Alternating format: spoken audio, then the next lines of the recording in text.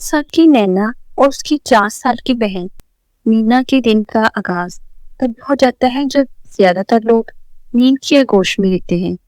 दोनों बहनें फुटपाथ पर रहती हैं और वो फटते ही दोनों एक गंदा सा बोरा पीठ पर लेकर निकल जाती हैं कचरा चुनने के लिए। आज सुबह भी दोनों बहनें कूड़ा भरने निकल गई थी और दिन की तरह इन जगह पर कूड़े की ढेर से अपने मतलब की चीजें ढूंढने लगी। तभी नैना जोर से चीखी, आह! क्या हुआ बाजी? कूड़े के ढेर से कोई नुकीली चीज नैना की उंगलियों में चुभ गई थी। इसकी उंगलियों से खून निकल रहा था और इसका चेहरा बता रहा था कि इसे बहुत दर्द हो रहा है। बहुत दर्द हो रहा है बाजी? हाँ मीना, बहुत जलन हो रही है। मीना ने अपनी फटी फ्रॉक के हिस्से से छोटा सा टुकड़ा फाड़ा और अपनी बहन की जख्म पर पट्टी की तरह बांधने लगी। पता नहीं लोग नुकीली चीजें क्यों फेंक देते हैं कचरे में। ठीक हो जाएगा बाजी, मैंने पट्टी बांध दी है। नैना और मीना दोनों यतीम हैं। इनके माँ बाप भी कचरा चुनने का काम करते थे। जब तक वो जिंदा थे दोनों बहनों की जिंदगी ठीक से चल रही थी। मीना, कहाँ है? देख, मैं तेरे लिए क्या लाया हूँ। क्या लाए हैं बाबा? तुम्हारे जैसे ही गुड़िया लाया हूँ। बाबा कितनी प्यारी है गुड़िया, ये थोड़ी गंदी हो गई है, मैं इसे अभी नहला देती हूँ, देखना फिर बिल्कुल नहीं हो जाएगी। अरे अभी नहीं लाऊंगी तो इसे सर्दी लग जाएगी। इडली खाना खा लो फिर कल सुबह नहला देना। इन लोगों की जिंदगी ऐसी ही खुशी से चल रही थी। रोज की तरह इनके अम्मा अब्बा कचरा चुनने निकले थे। कूड़े के ढेर पर नजर पड़ते ही दोनों रुक गए और अपने काम की चीजें खोजने लगे।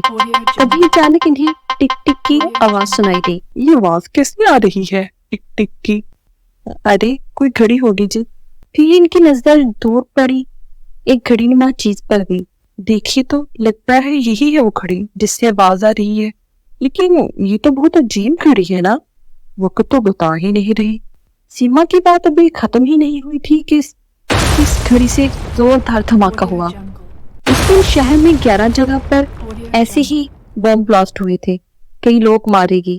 सीमा और उसका शोहर भी इस बम ब्लास्ट का शिकार होंगे। अम्मी, अब्बू, बाजी, अम्मी तो कहाँ चले गए? कहाँ? कुछ दिन तो शौक में गुजरे। शौक की भी तो कोई हद होती है, और फिर पेट में जब रोटी ना हो तो क्या कहें। बाजी, घर में खाने को अब कुछ भी नहीं बचा है। मकान मालिक चचा भी 2 बार किराए के लिए आ चुके हैं। न पैसे हैं हमारे पास और ना कोई काम।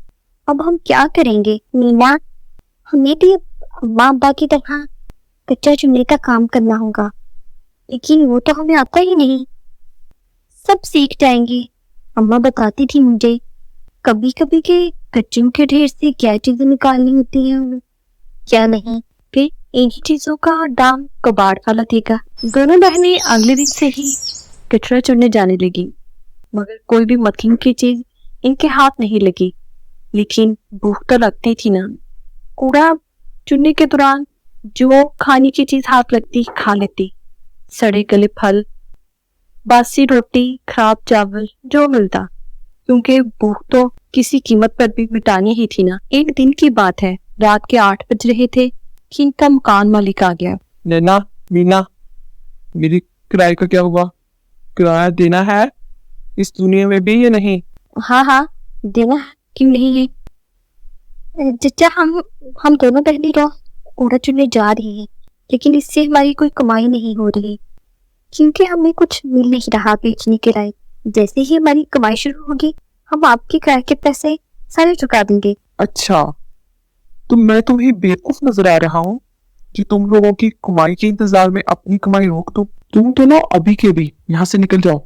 मैंने दूसरे किराएदार से बात कर ली है, कल वो यहाँ आ जाएगा।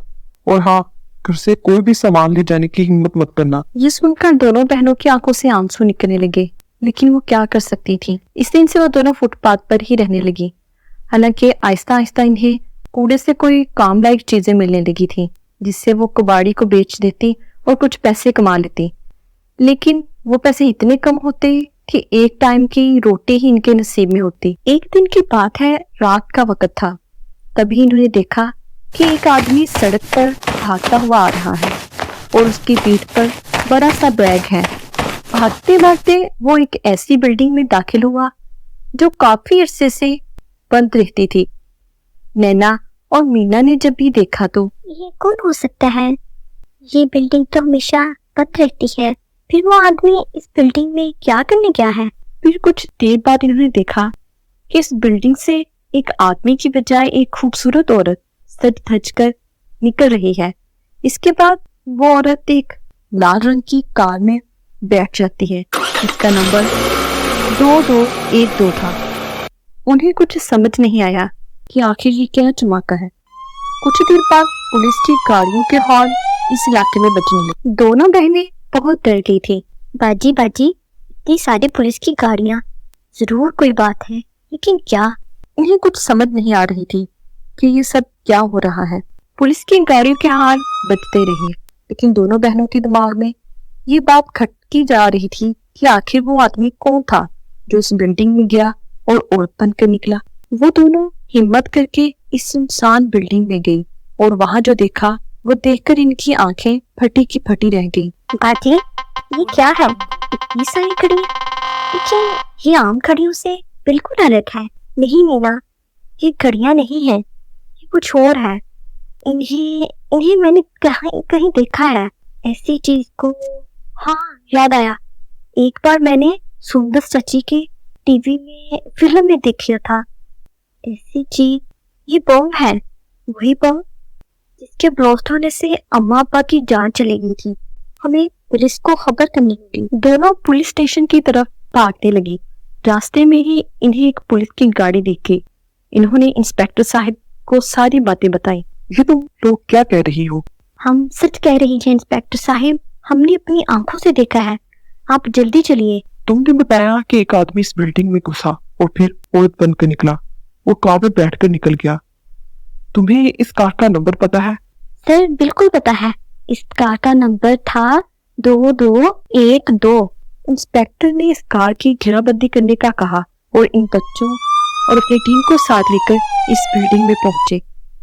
सब लोग इतने सारे बॉम्ब देखकर दंग रह गए।